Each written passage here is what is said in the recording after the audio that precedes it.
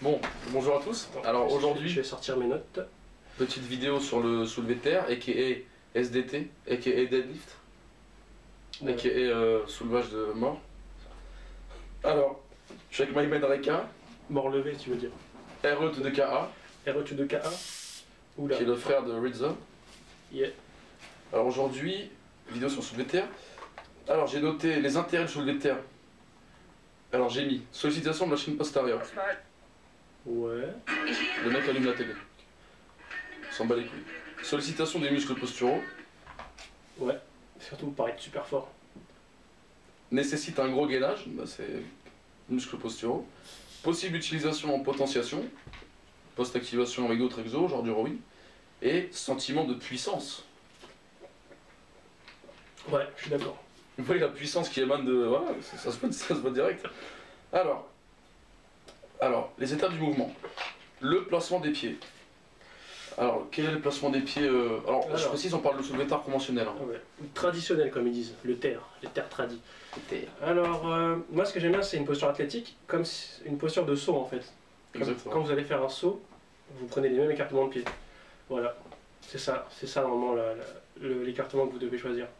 Et pas de pieds chelous comme ça. Hein. Vous restez...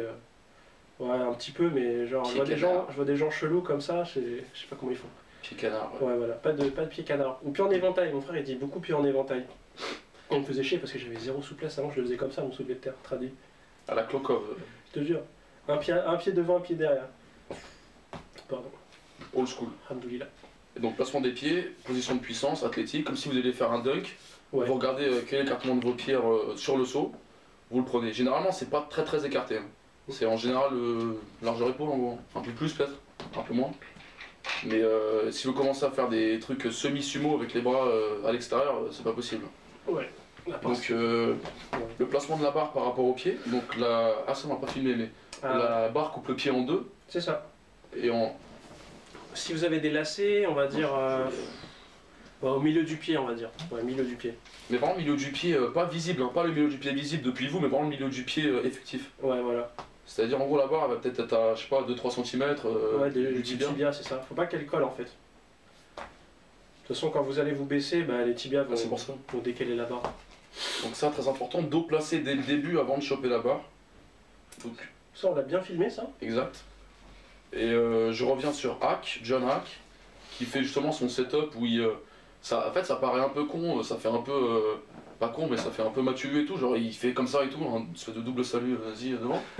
Mais en fait, c'est archi efficace, parce que je vais le dire en anglais, pour brace the spine, pour gainer la colonne en gros. Ouais. Mais du coup, qu'en penses-tu? Est-ce que c'est une bonne technique?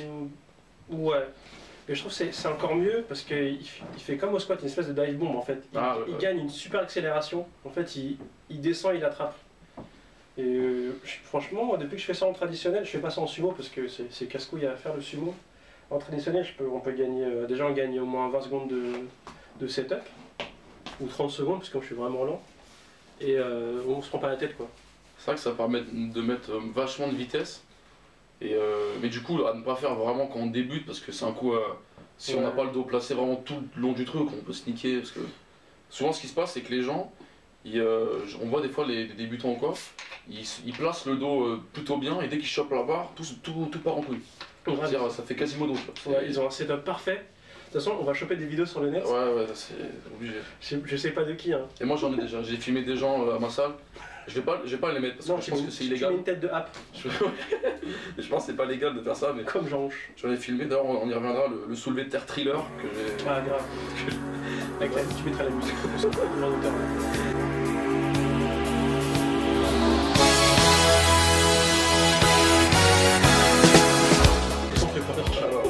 je fais là-bas. Ouais, donc voilà, le setup, franchement... Mais ça c'est... Et on en revient là, du coup, gainer son corps de flamby, tu vois. C'est mettre de François Hollande. C'est bon, on est cuit là. Donc voilà, donc gainer son corps de flamby et garder... Et ça c'est vraiment... Garder le gainage, ouais. C'est vraiment, je pense... C'est le truc perso hein, qui m'a... Je sais plus soulever de terre pour le truc, mais c'est le truc qui m'a fait vachement progresser en haltéro et tout. C'est vraiment gainer le dos et vraiment garder le dos placé tout le temps, genre comme si c'était un putain de... Vraiment... Et là je tape des mains comme ça pour vous montrer que c'est important. Ouais, vraiment garder le dos placé. Les neuneux là. les newbies du web, hein. Faut garder le dos placé vraiment droit, et c'est là où vous allez transmettre le maximum de force. Il faut pas cambrer non plus excessivement. Pose pour cut. Voilà, les calories vides, hein. Régime de power.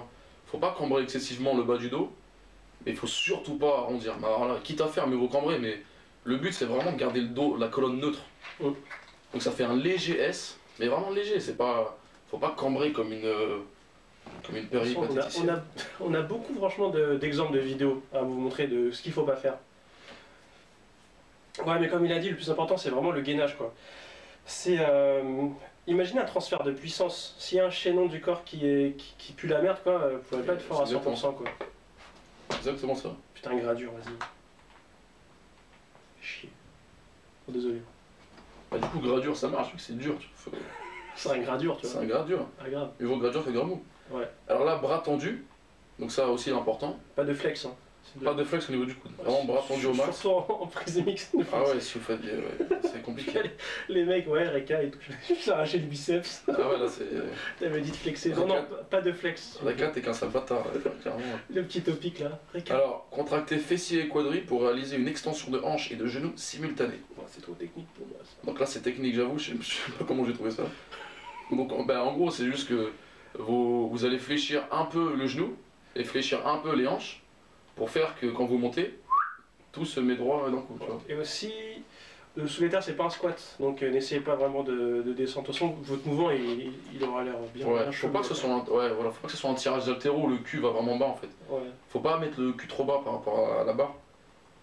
Faut pas squat la barre comme disait Strong. Trajectoire la plus droite, donc la plus courte, donc la plus facile. Ouais, c'est ça. Bah rien à dire. Ah, je me sens. Être explosif. Donc on revient sur John Hack. Ouais, alors lui, explosif, il y a qui? Il y a. Ouais. Dommage, Strong, il a pas de vidéo parce qu'il a l'air hooping. Parce que ces gars-là, ils ont l'air ouf quoi. Mais explosif, c'est vraiment super important. Moi, pareil, depuis que j'ai. Parce que c'est Reka qui m'avait dit. Il m'avait dit exactement un truc genre. Faire toutes vos reps comme si c'était vos reps max. Mais dans le bon sens, hein, c'est-à-dire pas grinder, pas des thrillers. C'est-à-dire de la rep, première rep d'échauffement jusqu'à la dernière rep d'échauffement, enfin jusqu'à toutes vos reps de forme, même toutes les reps, il faut les faire vitesse max. Parce que c'est là où vous allez mobiliser les fibres rapides qui ont le plus gros potentiel de croissance. Et du coup, faut pas faire les reps pour les faire. Et ça vaut pour tout, hein, ça laisser n'importe quel. À part les trucs d'isolation, c'est plus. Sur l'isolation, ouais, j'ai essayé de faire du curl tout à l'heure, franchement je me sentais. Je sais pas, je me sentais pas très convaincu. Hein. Mais j'ai bien congestionné, c'était pas mal. La veine du bibi? Ouais, la petite veine. Putain, j'étais veineux là. Et donc, alors les erreurs courantes, les bras pas tendus. Ouais. Voilà. Ça, référez-vous à la vidéo de Jean Hanche là. Elle est bien dégueulasse là, les mecs ils ont les. Ah ouais. Ah putain, les biceps qui parlent. Sur le TNT Challenge là? Non, même pas sur la chronique musclée là. Non, mais ça, j'ai pas fait ça. Non, clairement, moi, cette partie-là, je l'ai pas regardée. Ah, il a fait un montage vidéo. Ouais, non, je pouvais pas. Désolé. Extension non simultanée.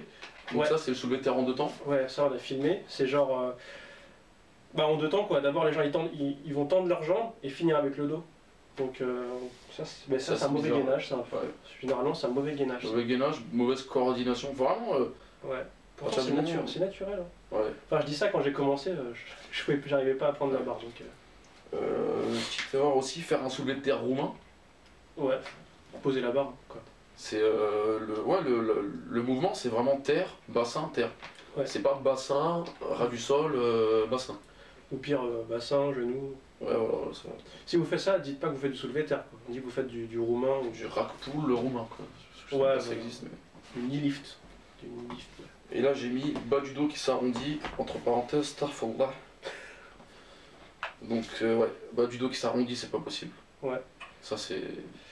Et aussi, haut du dos qui s'arrondit, évitez au début. Et ne sortez pas les mecs, genre les gros lifters qui ont les records du monde, parce qu'ils font partie d'une élite, et nous on n'est pas une élite comme ça. Et, évitez de sortir des exemples. Sortez pas les haltéros chinois qui font des tirages avec le dos rond, parce que. Ouais. Ils peuvent. Bas du dos rond en plus, ils le font. Certains, c'est un peu bas du dos rond. Ouais. Bon.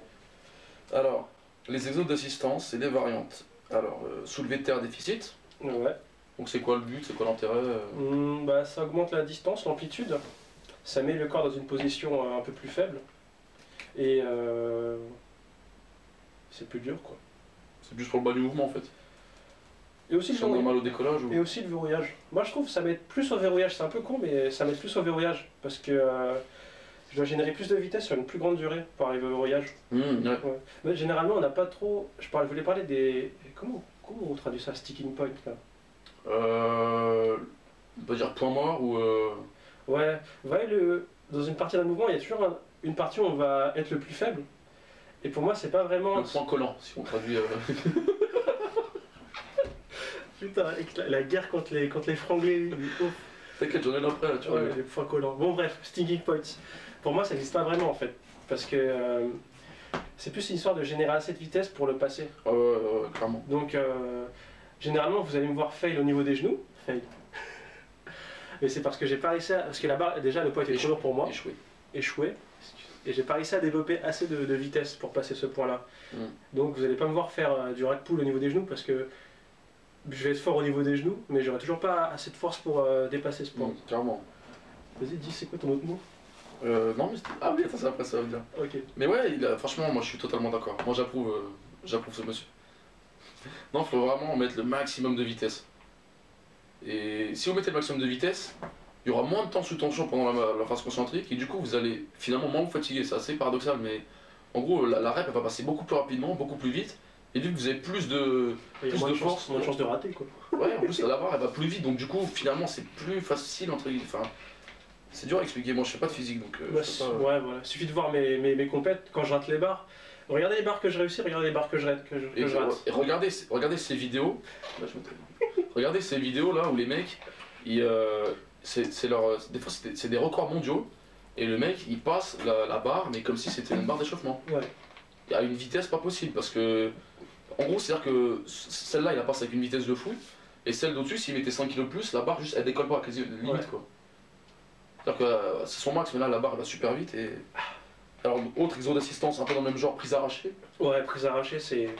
Je te laisse expliquer. C'est pas mal, ouais bah... Moi je le fais parce que... Prise arrachée, donc snatch grip pour les anglophiles. Et c'est pas mal parce que du coup ça permet de gainer le dos et en fait de gainer partout. Ouais, ça filme, t'inquiète. Ça permet de gainer à mort et d'avoir le dos vraiment très droit. Et je trouve que on peut pas trop avoir le dos dégueulasse sur le... Enfin c'est très dur, c'est beaucoup plus dur d'avoir le dos dégueulasse sur une prise arrachée que sur une prise normale. Donc si vous débutez, moi je dirais commencez par la prise arrachée. Voilà. Alors surélevé, rack pull, comme on a dit c'est que le haut du mouvement, est-ce que c'est une utilité ou pas? Non on fait pas. Qu'en pense le peuple? Moi je dis quand ça dépend, en fait, genre, on aurait dû le filmer, mais on va trouver des vidéos. Il y a une manière de faire le rack pull en fait. C'est genre, on doit le faire avec la même technique qu'arriver au même point en fait. C'est-à-dire sur la barre, tu vois. Sur la barre tu vas avoir une certaine technique, sans le partiel, tu vois. Et arriver au partiel, il faut que la technique soit la même, il faut que ton corps soit placé de la même façon que... Il faut pas que ce soit comme un rowing bizarre en fait. Faut pas que tu tires un bras vers toi. De toute façon, on va le montrer. Il y a plein de gens qui le disent. Rack pull, j'aime bien. Si c'est bien exécuté, quoi, ce qui est rarement le cas. Ouais, voilà. Et beaucoup de gens font du rack pull pour faire du rack pull, quoi. Pour soulever lourd, en fait. Ouais, ils vont mettre 250, ils vont faire du rack pull, ils vont dire c'est pour le dos, mais ils font juste une extension des jambes, quoi. Ils poussent. Et donc, qu'en est-il du soulevé de terre à la trappe-barre, aussi appelé soulevé de terre à la barre piège?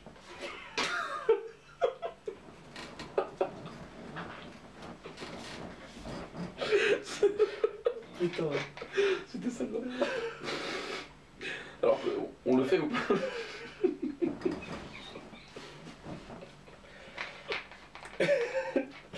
Imagine on parle du squat avec la safety bar, la buffalona, la barre buffle. La barre de sécurité. La barre cambrée et tout. Trap bar, c'est pas mal aussi pour ceux qui veulent apprendre le soulevé de terre. Parce que c'est dans une position, je sais pas, ils disent quoi, plus anatomique, ouais, ça met moins de pression sur les disques en fait. Ouais, voilà, t'as le dos plus droit. Même musculairement, il est plus complet, je trouve. Je fais ça à ma copine en fait, du trap bar. Bah, du coup, ouais, ça sollicite plus, un peu plus la chaîne postérieure, un peu. Ouais. Et plus les quads. Enfin, non, justement, ça sollicite plus la chaîne antérieure. Ouais, vu que t'es plus droit et généralement, il y a moins de. La colonne elle est moins tirée vers l'avant. C'est quoi force de. C'est quoi cette force déjà? Vers l'avant. J'ai oublié c'est quoi le nom. Gravité. Cisaillement, un truc comme ça. Ah oui, le cisaillement, ouais. Ah oui, bah t'as forcément moins de cisaillement, vu que la colonne elle est plus droite. Ouais. T'as peut-être moins de gainage à fournir. C'est ça. Et en plus, généralement, une trap bar, l'amplitude elle est, elle est tronquée parce que les trucs ils sont super hauts quoi. C'est pas mal pour apprendre, ouais. Après, des fois, il y a des trap bars pourris. Moi, je sais comme ça, la trap bar, les poignets sont vachement larges. Je suis déjà tombé sur une trap bar comme ça, je trouve que c'est. Une barre pied, là pour le coup, c'est une barre pied. Ah, moi je te jure, c'est une trap bar d'arraché en fait. Trap bar d'arraché en suspension.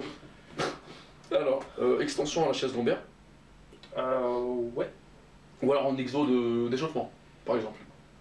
Ouais, ça marche en tout, moi je l'ai fait à la fin de ma séance. Moi j'aime bien parce que. Enfin, j'aime bien. Pour apprendre à avoir le dos fixé, c'est pas mal. Parce que si tu sais. Enfin, si tu sais faire le dos droit en extension lombaire, bon bah t'arriveras bien à le faire en soulevé de terre. Ouais, parce que c'est la même chose quoi. T'es là. C'est un peu le même, sauf que t'as pas de flexion de genou. T'as pas de flexion de genou, mais pas mal. Et du coup, gluten raise, GHR. Ouais, moi je l'ai jamais fait. Ça, franchement, c'est feu intégral. Ça, c'est vraiment. Si dans votre salle vous en avez un, regardez les bonnes vidéos pour savoir bien le faire. Ouais.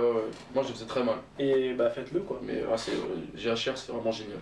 Parce qu'en gros, ça bosse les deux fonctions de l'ischio, c'est-à-dire extension de hanche au début, comme une extension lombaire, et après flexion de genou. Franchement, c'est le truc à. Ça crampe l'ischio là. C'est. Soulevé de terre roumain. Soulevé de terre roumain, moi je kiffe. Moi aussi. Ouais. Clairement. Mais roumain, c'est vraiment. Vous frôlez le sol quoi. Ah ouais, et vous remontez. Et même, je rajoute soulevé de terre roumain avec un tempo lent, c'est-à-dire. Une photo de soja là, PLS. PLS. 3 à 4 secondes de descente, limite une pause d'une seconde s'il faut, et après bon bah on expose sur la montée. Et ça franchement que ce soit.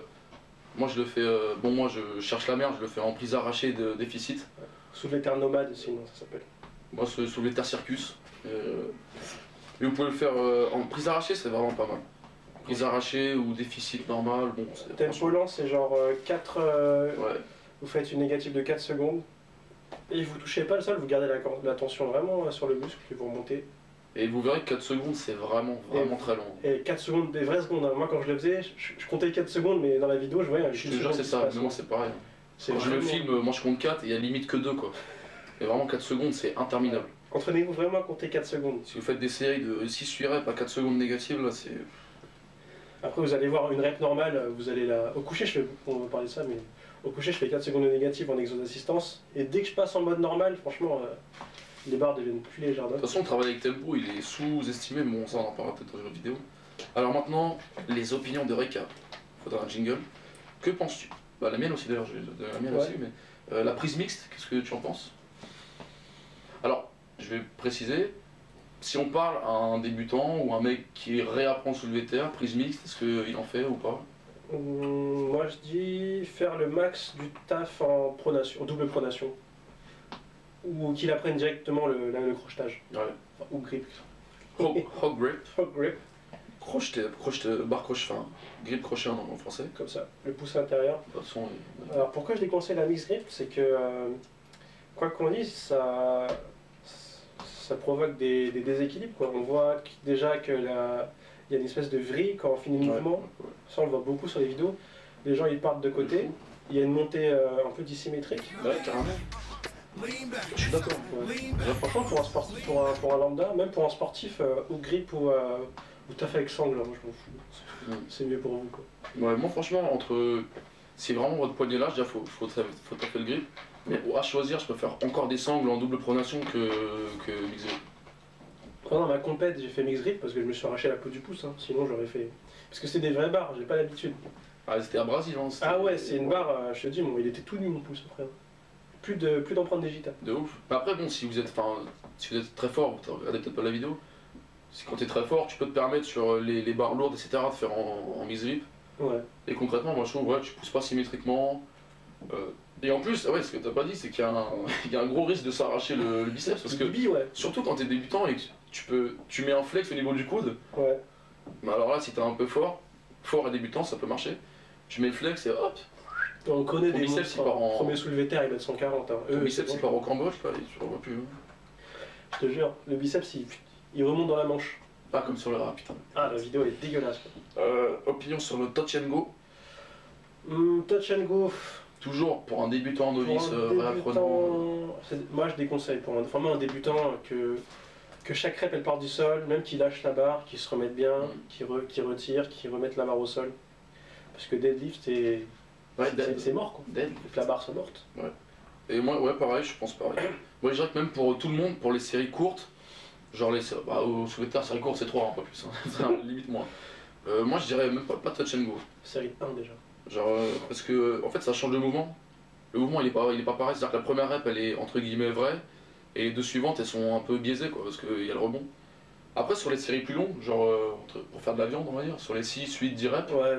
Franchement pourquoi pas. Hein. Ouais, faites du touch and go mais encore contrôlez le rebond quoi. Ouais. Parce que les gens qui...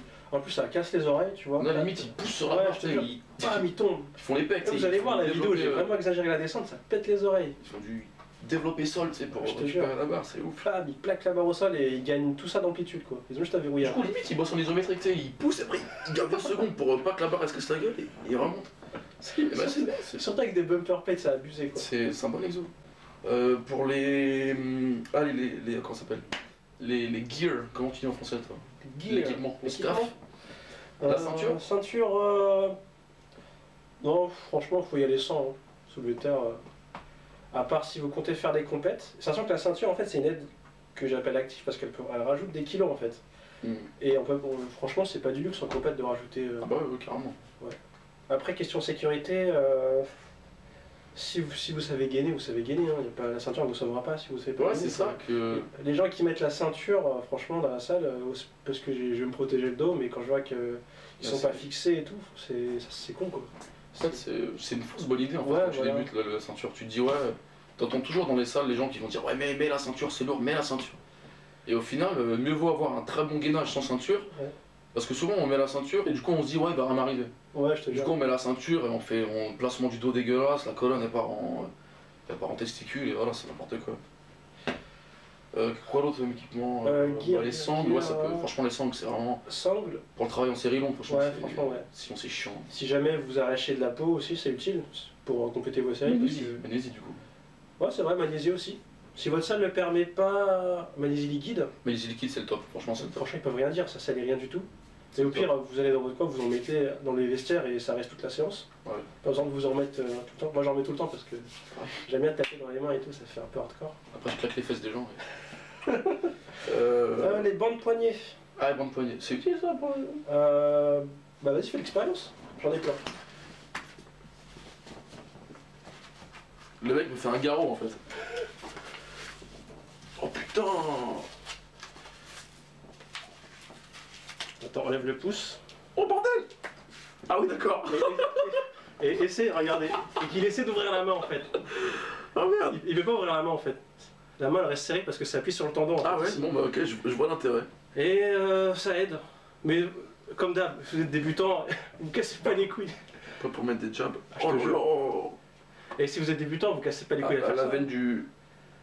Waouh, regardez-moi ça, cette veine là. C'est strié là. Oh putain. Shredded, moi tu peux l'enlever. Oh bordel. Si je te l'enlève. Attends. Ici, ah ouais, ah merde, genre attendez. Ah, cri viril. Ah putain. Ouais, ok, bon bah j'aurais appris. Ça aide à serrer les mains. D'accord. Bon bah. Et encore, franchement, ouais, je le répète encore, c'est débutant, vous cassez pas les couilles. Hein. D'accord, bon bah. C'était normal. On posait beaucoup la question, je reçois beaucoup de NP, genre ouais, t'as vu Reka, lui il prend des bandes au soulevé de terre, est-ce que ça sert? Et des fois je réponds, ouais, ça dépend le niveau quoi. Les mecs qui font ça, ils ont 300 au terre, des trucs comme ça. Et à l'entraînement, ils le font pas quoi. Putain, je pense qu'on a fini la vidéo. Et donc il nous reste plus que. Le squat. Format de progression. Ouais, le squat après. Ah, mais... bah on peut faire format de progression tout de suite. Format de progression, j'y ai même pas réfléchi. Bah on peut couper, on peut réfléchir. La programmation pour le soulevé de terre, comment progresser? Alors les formats. Le programme débutant de Strong est pas mal sur celui-là. Un top set à 2x6. 2x6. Et suivi de... Enfin, un top set à 2x6... C'est pas un top set, mais... Ouais, enfin vous montez jusqu'à un point que vous pouvez faire 6 fois en laissant 2 reps avant l'échec. RPE 8. C'est ça, voilà. C'est ça qu'on appelle RPE 8. Ça veut dire que, on va dire, vous montez, par exemple, j'ai fait un long training, je vais monter jusqu'à 100, on va dire 160 au pied, je vais faire 6 reps. Et je sais que si je monte après, je pourrais pas faire 6 reps. Enfin, je pourrais en faire 7 et approcher dangereusement du max quoi. Et ouais, et au soulevé de terre, vaut mieux éviter l'échec, l'échec nerveux. Ouais, il arrive vite en plus, putain. Il arrive très vite et après le reste de la séance, vous êtes souvent grillé total. Voire le reste de la semaine si vous êtes très lourd. Si vous mettez très lourd. Ouais, ça filme, c'est bon. Quel du coup, top 7 et après des back offset. Des back offset. Comment on dit en français? Des séries de soutien, on va dire. Merde, moi je fais backup, soutien. Ouais, back-off, je back-off, ça veut dire dégage. Back off, nigga. Les séries dégage négro. On va se faire strike. Ah merde, t'es cuit. Bah non, en gros des séries pour faire de la viande. Voilà. Vous enlevez 10%, ouais. Peut-être plus 20%. Ouais, vous mettez 80-85% du cirep. Du top 7, ouais. Du cirep, mettez pas 80% de votre max parce que là. Et Raoul, t'es qu'un bâtard, j'ai pas de calculette. Ouais, de ouf. 0,8 fois 160. Et vous faisez. Voilà. Non Ouais, vous faites. Faut que tu vas voir le mec, comme dirait dédicace à Karim. Il faut que tu vas voir le mec. C'est quoi? Je vais vous faire montrer. Je vais vous faire montrer. Donc les back offset. Fitness bro. Ah ouais. Faudrait faire strike, c'est sûr. Je vais vous faire montrer. Ça va couper parce que. Craquage total. Non, laisse, t'inquiète. Bon, bref, back offset. Vous enlevez 20%. Vous prenez 80% du top 7. Et vous faites des séries de 8, genre série quoi 8, ouais. 4-5 séries. Un peu moins. Un peu moins, T'es sévère. 3-4 séries. Ouais. Au moins 2, tu vois, au moins comme ça le volume est assuré. Voilà. Et là justement vous pouvez bosser vraiment l'explosivité. Ouais. Parce que forcément quand vous faites des séries très lourdes, il faut mettre l'explosivité, mais effectivement la barre va pas voler, va pas s'arracher. Ce qui compte c'est l'intention en fait. Exactement. C'est sûr que quand on taffe lourd, la barre elle va pas monter en une demi-seconde, mais si on met la volonté vraiment contraction maximale pour que la barre elle monte vite, bah, c'est là où vous avez un côté max de fil. Donc on a dit 2x5 ou 2x6, voilà. et en top 7 et des séries de soutien. Progression linéaire aussi, donc linéaire. Vous montez, vous faites ça une fois par semaine. Oh il y a ma chanson là. Vous faites ça une fois par semaine et vous montez le plus lentement possible. Si vous avez des poids de 1,25, vous mettez 1,25 de chaque côté, ça va faire 2,5 par séance. Et c'est vraiment ce que je conseille. Si vous avez des 0,5, bah, c'est parfait, vous faites 1 kg par séance. Voilà. C'est-à-dire en un mois vous allez monter de 4 kg vos 2x6. Et si même ça devient trop facile, vous faites un troisième top 7, 3x6. Voilà, si 2x6 ça devient trop facile, vous faites 3x6, 4x6. Vous pouvez même inverser, faire des séries de 4. Si vous avez envie de mettre plus lourd un jour. C'est ça, l'important de toute façon c'est toujours d'augmenter le tonnage, ne serait-ce que de 1 kg, ne serait-ce que d'une rep, ne serait-ce que... D'une série, au mieux, franchement c'est comme ça que ça fonctionne la force. C'est ça. Vous essayez d'élargir la base de la pyramide. Exactement. La plus grande base possible. Ensuite ça c'est la progression la plus simple. C'est le truc linéaire quoi, vous faites vos reps, et franchement, il n'y a que ça. Si vous êtes un débutant, même sur le squat, progressez linéairement aussi, même sur le DC. Ouais, exact. Et du coup sur la séance d'assistance, c'est là où on revient sur les points collants, les sticking points. Ouais, séance d'assistance, c'est là où vous pouvez faire les variations qu'on va montrer en vidéo, des trucs comme ça. Ou même garder l'exo de base et changer de format de rep. Ouais. Faire des séries plus longues ou des séries plus courtes avec vraiment t'as fait vraiment l'explosion quoi. Ou t'as fait la technique et n'hésitez pas à vous filmer de profil, de 3/4 de face et vous pouvez nous montrer les vidéos et tout, il n'y a pas de mal. Montrer à lui il est sévère, moi je suis un peu gentil parce que je suis red light, direct. Red light. Parce que même moi ma technique elle est pas top donc si quand même. Je suis tolérant avec beaucoup de choses. Genre Bon voilà on a fini hein. Fin de cette vidéo. Ouais, fin de cette vidéo. À bientôt. À bientôt. Donc voilà, si vous nous avez apprécié, vous pouvez laisser un pouce bleu. Énorme et sec. Énorme et sec. Boum. Ouais, vous pouvez aller sur... vous pouvez suivre la chaîne d'Oreka, Rekatech HD. HQ. Ouais, j'ai copié Candito. Candito Training HQ. Aussi, sur MyProtein, vous avez le code, hein, au McDo, au grec, au grec du coin là. Au grec du coin. Vous mettez le code Reka. Il vous fait le 150 grammes de frites, direct. Et supplément fromage gratuit, il ne fait jamais payer le fromage. C'est un mon gars. Supplément libre chef. Je te jure. Et bon voilà, si vous avez des idées de vidéos, bon là on a... Jamais. On va tourner le squat, on va tourner sûrement des trucs de mobilité vite fait. Ça fait comme et si vous avez d'autres idées de vidéos vraiment en mode power training, strength training, gear, c'est le moment. Ouais, aussi on fera une vidéo sur les équipements, tiens. Parce que j'ai beaucoup de MP sur ça, ouais, les équipements, tout ça. Parfait, comme ça je vais apprendre des choses. Ouais. Voilà, il a sacrifié sa main pour ça, donc respectez. Jamo. Fucking nigga, bitch, that's all. Grabbing on my dick, that's all. Stunning with my bitch, that's all. Gunning with my click, that's all. My coat gotta be muddy, that's all. She tell me that she love me, that's all. I wanna clean it with like salt. She fucking